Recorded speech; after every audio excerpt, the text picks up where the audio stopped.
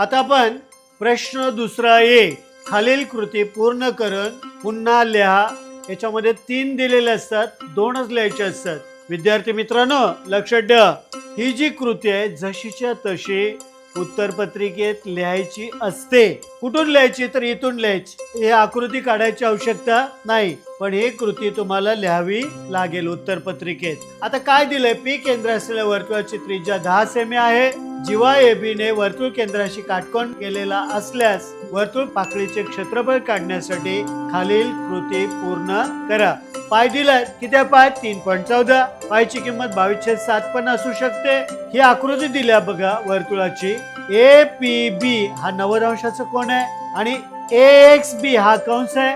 ही total वर्तुळ पाकळी आहे। हा जो भाग आहे वर्तुळ पाकळी आहे आणि या वर्तुळ पाकळीचं आपल्याला क्षेत्रफळ काढायचं। R बरोबर 10 सेंटीमीटर, हा 10 सेंटीमीटर आहे। थीटा बरोबर 90 अंश, हा 90 अंशाचा कोन आहे आणि पाय किती आहे? 3.14। आता वर्तुळ पाकळीचं क्षेत्रफळ काढण्याचं सूत्र आपल्याला माहिती आहे। Area of P dash AXB is equal to theta upon 360 into, इथं फक्त लिहायचं पाय R स्क्वेअर, वर्तुळाचं क्षेत्रफळ अर्धा मास मिळेल। याच्यानंतर थीटा माहिती आपल्याला, थीटा फक्त लिहायचा, थीटा किती आहे?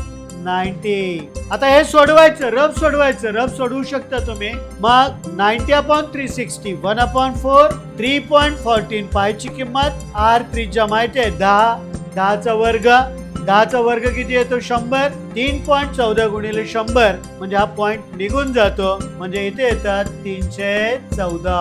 मग याला संक्षिप्त रूप द्यायचं, 4ने भागायचं। 4ने भाग काय जात नाही, तुम्ही 2ने भागलं तरी चालेल। म्हणजे असेल 314 भागिले 4 किती येईल? 4ने पण भागू शकता, 2ने पण भागू शकता। बे दुने 4, बे के बे, बे पंचे 10, बे सती 14, म्हणजे याचं उत्तर येईल 157 अपॉन चौरस सेमी। हे त्याचं उत्तर येईल। तुम्ही हे दशांश चिन्हामध्ये काढलं तरी चालेल, असं ठेवलं तरी चालेल। संपूर्ण व्हिडिओ पाहण्यासाठी आपल्या कलाकार एज्युकेशन चॅनलला नक्की भेट द्या, नक्की भेट द्या। धन्यवाद।